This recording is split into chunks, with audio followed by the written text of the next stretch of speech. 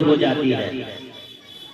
ہم اور آپ مزدور کرنے والے جو لوگ ہیں، نوکری پیشہ کرنے والے جو لوگ ہیں، وہ کیا ہے کہ دن بھر اپنے وقت کو قربان کرتا ہے، جس کے نتیجے میں اسے اس کا ایک بدلہ ملتا ہے۔ وقت لگایا اور پھر اس کا بدلہ نہیں ملے تو وہاں ہنگامہ اور نہ جانے کتنی چیزیں سامنے آ جاتی ہیں۔ اسی طریقے سے اور بھی جتنی چیزیں ہیں اس میں قربانی کا ایک دخل ہوتا ہے۔ جو بات آئی تھی کہ دنیا میں جتنے مذاہب ہیں سب کے اندر یہ ایک تصور ہے، سب اس کو مانتے ہیں، تسلیم کرتے ہیں، یہ جو سنسار ہے، یہ جو دنیا ہے، یہ جہان ہے، ہم زمین کے اوپر چل رہے ہیں، رہ رہے ہیں، بس رہے ہیں، ہمارے سر کے اوپر آسمان ہے جو بغیر پھوٹے کا ہے، اس آسمان پہ نہ جانے کتنی چیزیں ہیں، چاند ہے، سورج ہے، ستارے ہیں، اس کے علاوہ نہ جانے اور کتنی چیزیں ہیں۔ چاند کی جو جگہیں ہیں چلنے کی، سورج کی جو جگہیں ہیں چلنے کی، ان جگہوں میں مستقل ایک آبادی بسی ہوئی ہے۔ ان چیزوں میں غور کرنے کے لیے کبھی انسان وقت کی قربانی دیتا ہے تو وہ پڑھتا ہے، کتابوں کے ذریعے سے دیکھتا ہے کہ اس میں ہے کیا چیز، اس نے وقت کی قربانی دی کس کام کے لیے، وہ یہ دیکھے، وہ یہ سمجھے کہ مجھے کہ اس زمین میں، اس آسمان میں ہے کیا چیز۔ اب جس نے جو طریقہ دیکھا، سمجھا، بجھا، وہی اس کا نام دے دیا۔ حضرت ابراہیم علیہ السلام ایسے نبی ہیں، آپ کی شخصیت ایسی ہے کہ دنیا کے مختلف مذاہب کے لوگ اپنی کڑی کو وہاں لے جا کے ملاتے ہیں۔ چنانچہ کتابوں میں بھی حضرت ابراہیم علیہ السلام کا تذکرہ قرآن و حدیث میں، اور ان سے ملتے جلتے جو لوگ اپنے آپ کو جوڑتے ہیں ان کا تذکرہ کتابوں میں، مثلا برہمن ہے جیسے ابراہیم برہمن، اس طرح سے کتابوں میں جوڑا ہے۔ چنانچہ شرائع کے اندر علامہ تفضلی رحمۃ اللہ علیہ نے جہاں لوگوں کے خیالات کا ذکر کیا ہے، وہاں پر ہندوستان میں بسے ہوئے برہمنوں کا بھی ذکر کیا ہے اور ملایا ہے کہ یہ حضرت ابراہیم علیہ السلام کے نام سے ملتا جلتا ہے۔ میں یہ بتانا چاہ رہا ہوں کہ حضرت ابراہیم علیہ السلام نے غور و فکر کیا، آخرکار یہ آسمان میں سورج ہے، چاند ہے، ستارے ہے، اسے کون بنایا، اسے کیا کہا جائے۔ آپ لوگ بار بار اسے سنے ہوں گے کہ حضرت ابراہیم علیہ السلام نے ستارے کو دیکھا، اس کی روشنی کو ایک نہیں کئی ایک، اور اپنے سے بہت دور سمجھا، سمجھ گئے او یہ خدا یہی ہو سکتا ہے، اسی کو ایشور کہا جا سکتا ہے، مان لیا انہوں نے۔ لیکن یہ اسے رات کے اندھیرے میں انہوں نے تصور کیا، دن کے اجالے میں وہ ستارے کی روشنی غائب ہو گئی، انہوں نے یہ سمجھا کہ جس کی روشنی غائب ہو جائے وہ خدا ایشور نہیں ہو سکتا ہے۔ دوسرے دن انہوں نے اس سے بڑی چیز چاند کو تصور کیا کہ یہ ہو سکتا ہے، فلما رأوا القمر بازغا، انہوں نے چاند کو دیکھا بالکل چمکتے ہوئے، جیسے آج کل 10 کی تاریخ ہے، آپ دیکھیں گے 4 دن چاند کی ایک الگ روشنی ہوتی، چمک ہوتی ہے، انہوں نے کہا یہ خدا ہو سکتا ہے کیونکہ سورج ستارے سے بڑا ہے، لیکن دن ہوتے ہی وہ بھی غائب، انہوں نے کہا یہ بھی خدا نہیں ہے، روشنی نہیں ہوتی ہے۔ اسی کو آج کل سائنس کے اعتبار سے، دیگر علوموں کے اعتبار سے بتایا جاتا ہے، اس کی تحقیق قرآن میں اس کو بتا دیا ہے سورہ یاسین کے اندر کہ سورج کی روشنی سے چاند کی روشنی ہے اور پھر اس کی روشنی دنیا میں آتی ہے۔ ایسا ہے یہ جیسا کہ ہم لوگ بچپن میں، آج کل بھی بچے سورج کی روشنی میں شیشہ لگا دیتا ہے آئینہ، اور اس کی روشنی کو دیکھیے گا کسی اور طرف دکھا ماتا ہے، تو اس شیشہ کے اندر، آئینہ کے اندر جو روشنی آئی ہے اور ادھر جو دیواروں پہ جا رہی ہے، اس کی اپنی روشنی نہیں ہے، یہ سورج کی روشنی ہے۔ ایسے ہی موجودہ چاند کی روشنی اپنی روشنی نہیں ہے۔ انہوں نے دیکھا کہ چاند، سورج بہت بڑا ہے، اسے ہم خدا مان لیں، اسے ایشور مان لیں۔ چنانچہ دیکھا کہ رات آتی یہ بھی غائب ہو گئی، کہ نہیں، جو غائب ہو جائے، نظر نہیں آئے، گویا کہ اس کے اندر کمزوری ہے، اسے بھی خدا نہیں مان سکتے. یہ حضرت ابراہیم علیہ السلام نے کیا. پھر جا کر کے اللہ تعالیٰ نے انہیں اس سب کے بارے میں ایک علم دیا کہ یہ سب چیزیں ہماری بنی بنائی ہیں. میں بتانا چاہ رہا ہوں حضرت ابراہیم علیہ السلام نے غور و فکر کی، قربانی دی کر کے خدا کو پہچانا. یہ کیسے ہم پہچانیں گے؟ یہ تصور خدا کو پہچاننے کی، اس وقت کو پہچاننے کی، جاننے کی ہر دھرم ہر مذہب کے اندر ہے. اور یہی سے دھرم بھی بننے لگ جاتا ہے، مذہب بھی بننے لگ جاتا ہے. مذہب بنانے آدمی کے چلنے چلانے کا ایک راستہ، ایک آدمی یا چند آدمیوں کے کسی راستے پر خیالات کے اعتبار سے، اپنے سوچ و فکر کے اعتبار سے، عملی اعتبار سے ایک راستہ بن جاتا ہے. تو اس طرح حضرت ابراہیم علیہ السلام نے وقت کی قربانی دے کر کے انہوں نے سمجھا. دنیا کی جتنی بھی چیزیں ہیں ان میں غور و فکر کرنے والے لوگ بھی اپنے عقل کی قربانی دے کر کے وہ غور و فکر کرتے ہیں، ایک نتیجہ پر پہنچتے ہیں. ایسے ہی کچھ پوجا پاٹ ہے، عبادات کا سلسلہ ہے جس میں انسان جان کی قربانی دے کر کے اپنے خدا کے قریب ہونا چاہتا ہے، وقت کی قربانی دے کر کے خدا کے قریب ہونا چاہتا ہے، مال کی قربانی دے کر کے خدا کے قریب ہونا چاہتا ہے.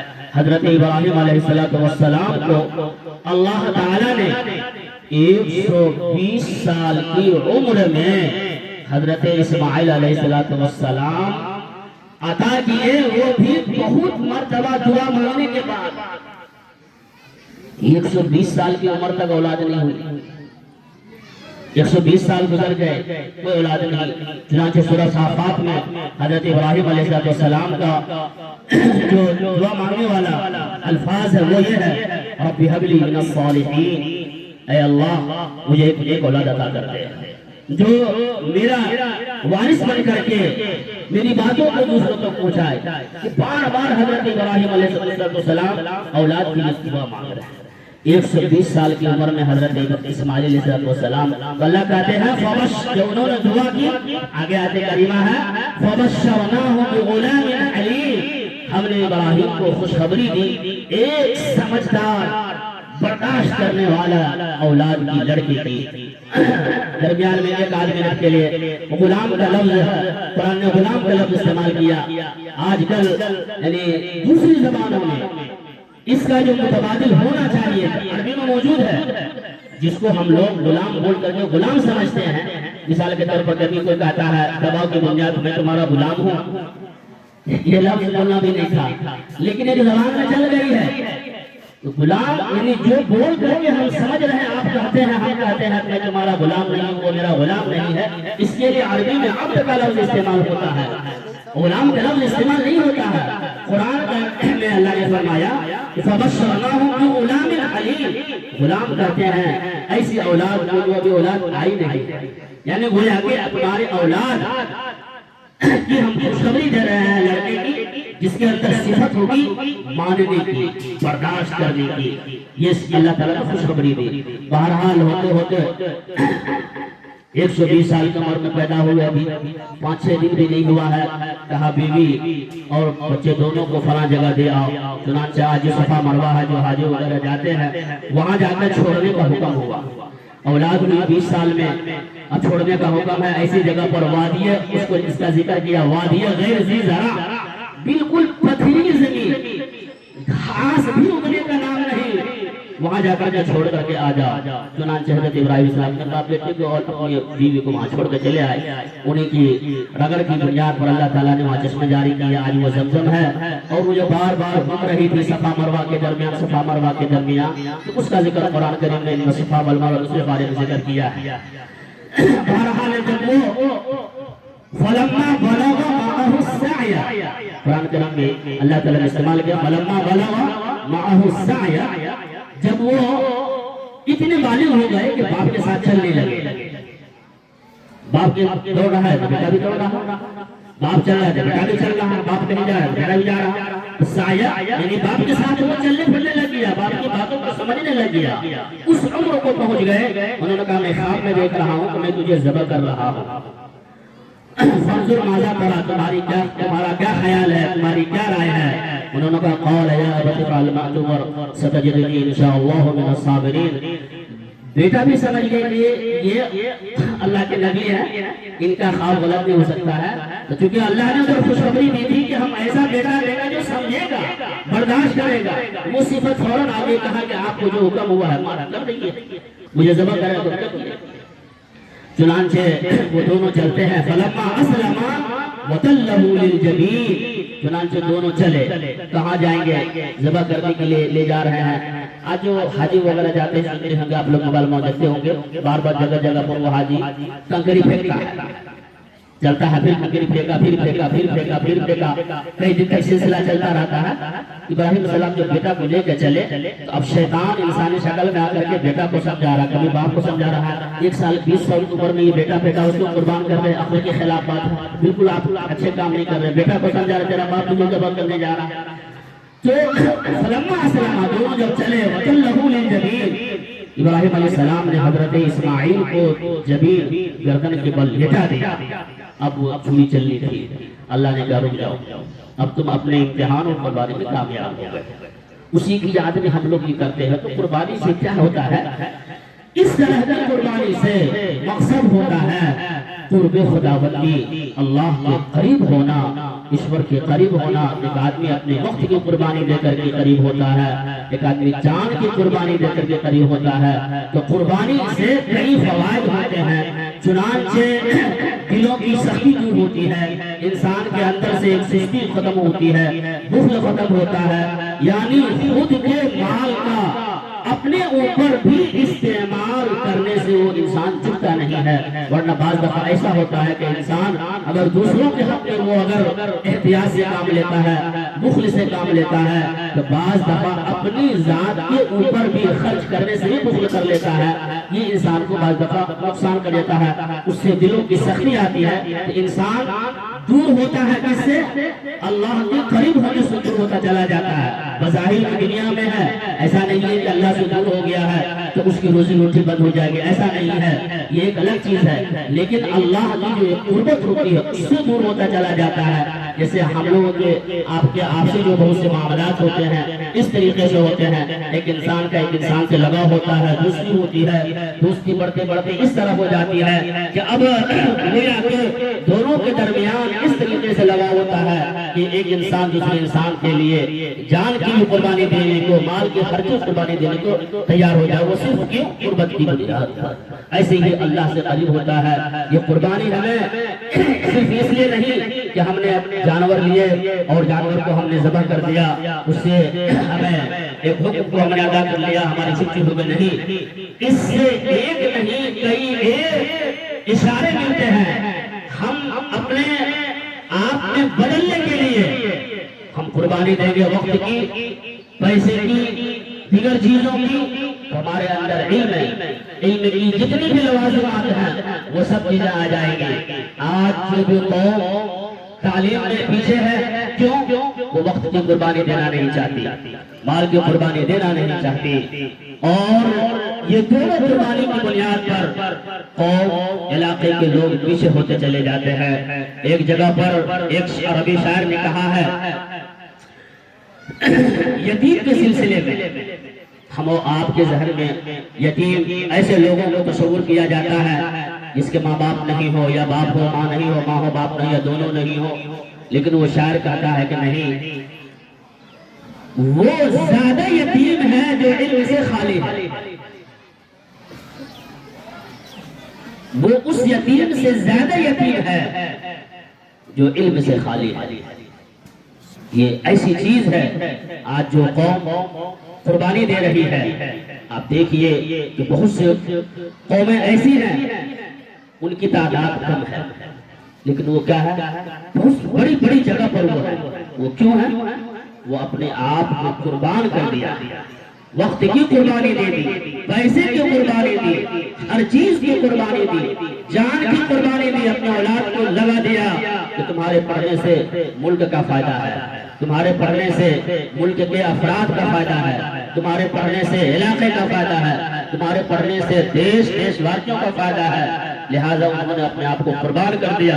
اس قربانی کے نتیجے میں ظاہر بات ہے کہ اپنی بہت سی لوازمات سہولیات سے قریب ہوتا ہے. خود اس کے جینے کا، رہنے کا، چلنے چلانے کا ایک الگ طریقہ ہو جاتا ہے، ایک الگ سہولتیں ملتی ہیں، جسے دیکھ کر کے بعض دفعہ بہت سے لوگ رشک بھی کرتے ہیں اور دل میں بہت سے خیالات بھی لاتے ہیں. وہ صرف اس لیے انہوں نے جان کی وقت کی قربانی دی. یہ قربانی صرف ہمیں یاد اس لیے ہر سال دلایا جاتا ہے کہ ہم اپنے آپ کو لگاویں، تاکہ ہم اپنے آپ کو بدلیں، ایک ماحول کو، ایک علاقے کو بدلنے کی کوشش کریں. اگر یہ نہیں کرتے ہیں، صرف یہ کہ چلو ہمارے لیے ایسی ہی زندگی کٹ جاتی ہے، گزر جاتی ہے، 100 سال، 150 سال، 60 سال، 70 سال کی زندگی ہے، ایسے کٹ جائے گی. نہیں، اس سوچ سے کیا ہوتا ہے کہ انسان کے اندر جو ایک بڑھوتری کی جو صفت ہوتی ہے وہ نہیں پائی جاتی. وہ دھیرے دھیرے عمر کے بڑھنے کی وجہ سے وہ سوچ کے اندر تبدیلی آتی چلی جاتی ہے. جبکہ بڑھنے کی وجہ سے عمر جیسے ہی بڑھتی چلی جاتی ہے، اس کے تجربات بڑھتے چلے جاتے ہیں، وہ اور اپنے علم میں پختہ ہوتا چلا جاتا ہے. چنانچہ نبی پاک علیہ السلام سے لے کر کے جتنے انبیاء ہیں، چند نبیوں کو چھوڑ کر کے سب کے نبی بننے کا جو عمر ہے وہ 40 سال ہے. 40 سال سے پہلے سوائے چند کے عیسیٰ علیہ السلام ہے، حضرت یحییٰ علیہ السلام ہے، اور بھی کئی ایک اور نبی ہیں جو صرف بچپنے میں اللہ تعالیٰ نے ان کو یہ گویائی دے دی. عیسیٰ علیہ السلام ابھی گود ہی میں ہے، وہ کہہ رہے ہیں عبداللہ آتانی الکتاب وجعلنی نبیا، میں اللہ کا بندہ ہوں، اللہ نے مجھے کتاب دی ہے اور میں اللہ کا نبی ہوں. ایسے حضرت یحییٰ علیہ السلام ہے، وہ بھی اس طریقے سے بچپنی میں ہم کلامی کرتے ہیں. ورنہ عموماً جو ایک صفت پائی جاتی ہے وہ 40 سال کے بعد کی ہوتی ہے. کیا ہوتا ہے؟ وہاں آ جا کر کے انسان کی عقل کے اندر پختگی آ جاتی ہے. تو اس علم سے انسان کے اندر دھیرے ترقی آتی ہے، اور وہ ترقی اس لیے آئی ہے کہ انہوں نے اپنے آپ کو وقت کی قربانی دی. یہ قربانی صرف یہ نہیں ہے کہ ہم لوگ رکھ لیے کر لیے ہیں، یہ ایسا نہیں. بہت سے اس کے اندر فائدے ہیں اور بہت سے اسباب ہم سب کے لیے ہیں. ہم لوگ عید کی نماز پڑھنے آئے ہیں، 2 سنتیں ہیں.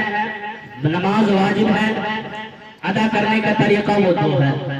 عیدگاہ میں عید کی نماز پڑھنا سنت ہے، عیدگاہ میں اجتماعیت کے ساتھ عید کی نماز پڑھنا سنت ہے. ایک چیز اس میں اور ہے، جلد پڑھنا بھی سنت ہے. یہ ہم لوگ کی غلطی ہے، یہ ہم انتظامیہ کمیٹی کی، محلے کے، گاؤں کے لوگوں کی، پورے علاقے کے لوگوں کی اتنی بڑی غلطی ہے کہ گویا کہ 22 سال تک نبی پاک علیہ السلام بقرعید کی نماز پڑھ رہے ہیں. فجر کی سورج نکلنے کے 1 گھنٹہ کے اندر آپ پڑھ لے رہے ہیں. 22 سال تک، چونکہ 23 سال آپ نبی کی مدت رہی، وہ ایک 22 سال کی مدت بڑی مدت ہے سمجھنے کے لیے، سبق سیکھنے کے لیے. جس ٹائم نبی پاک علیہ السلام بقرعید کی نماز پڑھ کر کے فارغ ہو رہے ہیں، ہم میں سے اکثر جوان اس وقت سوئے ہوتے ہیں. پوری چڑیا چڑم جگہ ہوا ہے، اور عید کے دن بھی ہمارے نوجوان اس وقت سوئے ہوئے ہیں جس وقت ہمارے نبی نماز پڑھ کے فارغ ہو رہے تھے، اور آپ جانور ذبح کر کے تقسیم کر دیا لوگوں کو. ابھی کے اعتبار سے سنیے، 4:51 پر سورج نکلتا ہے، 5:10 پر اشراق کا وقت شروع ہو جاتا ہے. جیسے کہ نماز قضا ہو جائے گی تو یہ 4:51 سے لے کر کے 5:10 تک وہ نماز نہیں پڑھے گا، لوگ انتظار کرتے ہیں. 5:25 اور 30 کے اندر نبی پاک علیہ السلام بقرعید کی نماز پڑھ لیتے تھے. لوگ جب آتے تھے تو پھر لوٹ جاتے نہیں تھے. کیا فائدہ اس سے ہے؟ آپ جلد قربانی کریں گے، آج جا کر کے کھانا ہے، جلدی کھانے میں سہولت ہوگی. اس قربانی کے گوشت کو ہم غریبوں میں، لوگوں میں جلدی تقسیم کر دیں گے کہ وہ بھی کھانے کے وقت سے پہلے تیاری کر کے کھا لے. ہم جیسے اپنے گھر میں بنا رہے ہیں، وہ غریب بھی بنا کر کے، جس کے آنے ہیں وہ بھی اپنے وقت پر کھا لے. ہم لوگ کا ماحول کیا چیز ہے؟ عموماً یہ ہمارے اپنے لوگ نہیں، اپنے محلے کے لوگ نہیں، عموماً سب لوگ جتنے بھی لوگ ہیں علاقے کے لوگ ہیں، نماز کو ہم تاخیر کر دیتے ہیں. جب تک ہمارا ہر کام ہونا چاہیے تھا اس وقت ہماری نماز شروع. ابھی دھوپ ہے نا، یہ دھوپ برداشت نہیں کر رہے ہیں، ہم جان بوجھ کے کر رہے ہیں. اللہ آپ کو نہیں کہا یہ دھوپ پڑھی، آپ کے نبی نے نہیں کہا جاتا دھوپ برداشت کیجیے، یہ ہم نے خود سے کیا ہے، اور اپنی غلطی کا کوئی علاج نہیں ہوتا ہے، یہ ہم خود کی، ہم اس کو ہم اور آپ کر سکتے تھے۔ آج بھی دارالعلوم دیوبند میں مسجد رشید میں عید و بقرعید کی نماز ہوتی ہے، لوگ فجر کی نماز کے لیے آتے ہیں، وہ اپنی جگہ اسی وقت طے کر لیتے ہیں، اٹھتے نہیں، چونکہ اس کو 20 منٹ سے 25 منٹ بیٹھنا ہے، وہ نماز پڑھ کے اپنے گھر جاتے ہیں، پتہ بھی نہیں چلتا ہے اور لوگوں کی نماز ہو جاتی ہے۔ کیوں؟ بعض علاقے کے لوگ اپنے آپ کو قرآن حدیث کے سامنے جھکا رہے ہیں، اور بعض لوگ قرآن حدیث کو اپنے اندر جھکا رہے ہیں۔ یہ فرق ہے، یہ خود ہم لوگ اپنے جان بوجھ کے سہ رہے ہیں۔ وقت ہو گیا، کھڑے ہو گئے، آگے بڑھ جائیں۔